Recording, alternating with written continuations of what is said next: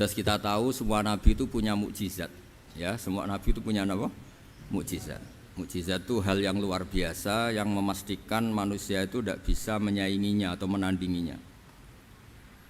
Dan rata-rata mukjizat nabi dulu itu fisik. Misalnya ontanya Nabi Soleh itu kan onta tapi keluar dari batu, itu kan aneh. Aneh sekali. Atau tongkat Nabi Musa bisa simsalabim mengeringkan laut apa? Merah. Semua nabi itu punya mukjizat dan semuanya berbentuk fisik. Kecuali mukjizatul Rasulullah sallallahu alaihi wasallam itu berupa Al-Qur'an. Al-Qur'an itu konsep ilmiah. Terus kata Rasulullah sallallahu alaihi wasallam, tapi saya karena Quran itu justru berharap pengikutku besar dan sampai hari kiamat. Sekarang kita logika ya. Andaikan kamu punya tongkatnya Nabi Musa, kalau kamu suka uang, kepikirannya dijual apa dipakai? Kalau kamu suka uang, dipakai. Kalau kamu ahli suudon itu pikirannya ndak, ini asli ndak. Karena yang melihat di Turki itu ya sebagian gitu. Kalau yang suka perdukunan itu bayangkan tuh miliknya. Mungkin dipakai ngakali orang atau apa, pokoknya bayangkan tuh miliknya. Kalau yang kolektor pikirannya itu nanti ini laku berapa. Tapi kalau peneliti mungkin pikirannya itu ini asli apa enggak? Bukti aslinya apa? Repot lah. Lagi pula kalau kamu punya utang terus mau apa? Istri kamu marah mau apa? Kalau pakai tongkat. Nah, beda dengan mukjizatnya Quran itu semuanya apa? Ilmiah. Orang yang sedang harmonis dengan istri bisa pakai ayat di antara ayat-ayat Allah itu apa? Wa ja'ala bainakum mawaddatan warahmah. Nanti kalau ditakdir cerai, saya tidak menyarankan cerai. Kalau ditakdir cerai, itu masih dimotivasi sama Allah wa iyyatafarraqa yughnillahu kullam min sa'ati. Jika suami istri itu cerai, jangan-jangan suaminya dapat istri lebih baik, istrinya nanti dapat suami lebih baik. Jadi yang masa lalunya dianggap prahara. Kan banyak orang suaminya meninggal ketika nikah lagi ditanya, kangen sama suami pertama, alhamdulillah ini lebih baik. Padahal suaminya yang meninggal itu berharap istrinya ini kangen, ternyata dia sudah syukur dapat suami yang lebih baik. Jadi Quran itu menunggui kita ila yaumil qiyamah. Kita tidak bunuh diri, itu ya barokahnya Quran. Karena problem apapun kita dinasihati apa sabar, apa dinasihati sabar. Kan nggak mungkin kamu pegang tongkatnya Nabi Musa, punya masalah apa saja ngelihat tongkat, bisa apa tongkat. Tapi kalau Quran kan nasihat, solusi. Makanya Nabi berharap dengan Quran ini, saya berharap pengaruh saya, pengikut saya terbanyak ila yaumil qiyamah. Terus beliau dikomentari begini sama, ini Fathul Bari, sarahnya Bukhari. Al-muradu anna mu'jizatil anbiya inqaradat binqiradi a'sarihim. Falam yusyahidha illa man hadaraha. Problem mukjizat nabi-nabi dulu itu kan fisik. Sehingga yang tahu kalau Nabi Soleh punya unta yang ajaib itu yang tahu ya hanya yang hadir saat itu. Yang tahu kalau tongkat Nabi Musa bertuah itu juga yang tahu hanya yang hadir saat itu. Selebihnya tahu tongkat ya di museum. Tapi kalau Quran menjadi solusi, menjadi panduan, menjadi pegangan itu ila yaumil qiyamah. Kita beri contoh ya Quran panduan yang paling gampang misalnya begini.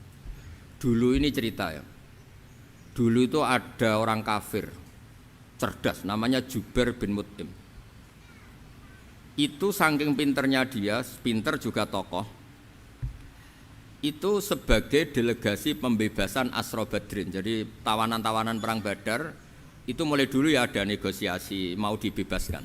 Terus orang-orang kafir ini menugaskan namanya Jubair bin siapa? Mut'im. Ini ada di Bukhari. Karena ini ngaji di Jakarta. Kalau orang nggak tahu hadis juga tanya ini sahih enggak itu. Wong nggak tahu kok tanya itu aneh-aneh. Padahal kalau dibodoni itu ya nggak tahu. Tapi ya tetap tanya, hadisnya ini sahih enggak? Ini kata kiai apa kata nabi ini ya ribet. Memangnya kata nabi kamu dengar kan ya lewat kiai. Setelah itu Jubair itu datang ke Medina. Dengerin ya, datang ke mana? Medina. Kemudian dengar Nabi baca Wattur pas sholat maghrib. Jubair karena Nabi dulu nggak ada hotel, nggak ada pondok ya. Pondoknya Nabi hanya sufah itu. Nabi baca maghrib, bukan diskusi, bukan debat, baca wattur wa kitabim mastur fi raqim mansur wal baitil ma'mur wasaqfil marfu wal bakhril masjur terus. Kemudian sampai pada titik ayat am khuliqu min ghairi syai'in. Masa manusia atau alam raya yang maujudat, yang nyata, yang wujud nyata. Kemudian asal usulnya itu ketiadaan. Ini kan hadhil alam maujud, alam ini kan nyata. Masa sesuatu yang nyata penciptanya itu tidak nyata. Jadi enggak mungkin ada faham nihilisme. Kalau faham nihilisme berarti melahirkan teori begini. Al-adamu yakhluqu maujudan, sesuatu yang tidak ada menciptakan yang itu kan akal enggak bisa nerima. Kalau sesuatu ini ada, penciptanya pasti ada. Terus akhirnya Jubair bin Mut'im itu simpuh di depan Rasulullah terus bilang, "Ya Muhammad, kada qalbi ayatir." Hampir saja hati saya terbang. Kalau riwayatnya Imam Ahmad, faka'anna masudi aqalbi, hati saya ini hancur. Semua teori yang saya bawa untuk ngelawan kamu sekarang luluh semua, hancur semua. Yang benar adalah teori Anda bahwa Tuhan itu satu dan Tuhan itu ada sebelum semua makhluk.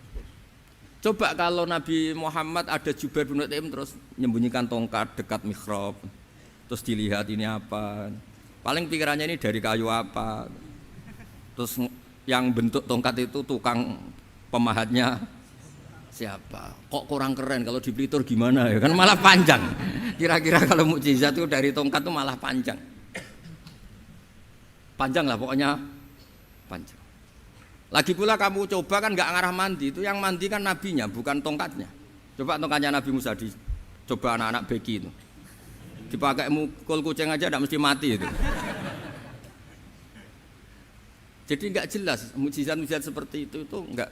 Tapi kalau Quran menunggui sampai saking hebatnya Quran, teori rasionalitas, soal kampanye di mana-mana, tingkat validitas, tingkat kebenaran Quran itu bahkan bisa diuji tanpa membuktikan. Tanpa apa? Membuktikan. Cukup pakai akal. Saya tidak bosan-bosan cerita ini karena ini khazanah kita. Di kitab Nailul Ma'mul itu, di kitab Usul Fiqih, saya berkali-kali cerita ini karena ini untuk menunjukkan bahwa Quran itu liqaumi ya'qilun, liqaumi yatafakkarun. Ada seorang kiai, seorang ustadz, kiai dulu itu ya memang orang soleh, alim terus jadi kiai. Kalau kiai sekarang tuh macam-macam, nganggur terus ingin jadi kiai, terus daftar gitu. Ada lowongan di yayasan, masuk ingin jadi ustadz karena dengar ada gajinya. Dulu tidak ada seperti itu, tidak ada. Makanya dulu itu kalau ustadz kiai pasti soleh karena dia alim terus ingin orang lain tuh mendapat ilmunya. Kalau sekarang enggak ada yayasan sehat, guru gajinya sekian. Yang enggak ingin jadi ustadz tuh daftar. Karena ada gaji, apalagi ada kabar, ada gaji, ada mes, ada wah yang daftar banyak. Tapi mentalnya ada kiai sebetulnya. Ya kalau sampean tanya itu baik enggak Gus? Ya setengah baik. Ya maksudnya setengah baik ya ada baiknya lah, namanya profesi ngajar itu kan baik. Tapi setengah saja karena motifnya itu nyari gaji, bukan ingin mencerdaskan umatnya Rasulullah SAW. Itu Imam Amudi itu guru matematika. Saya enggak bosan-bosan cerita ini, guru matematika. Muridnya sampai takut, ini masuk surga ndak? Kiai kok enggak ngajarin istighosa atau tahlil, malah ngajarin apa? Matematika. Beliau meninggal terus muridnya tanya, "Ma fa'alallahu bik?" Kira-kira gitu. Apa yang dilakukan Allah? Allah nyambut Anda gimana?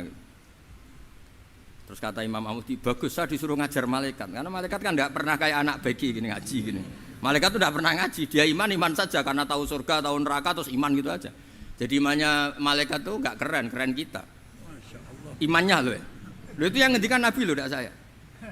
Nabi pernah tanya sama sahabat, iman yang paling keren siapa? Jawabannya sahabat, malaikat. Ya enggak, karuan malaikat iman. Dia yang tahu surga neraka, tahu segalanya, masa ada iman? Ya pasti iman lah katanya.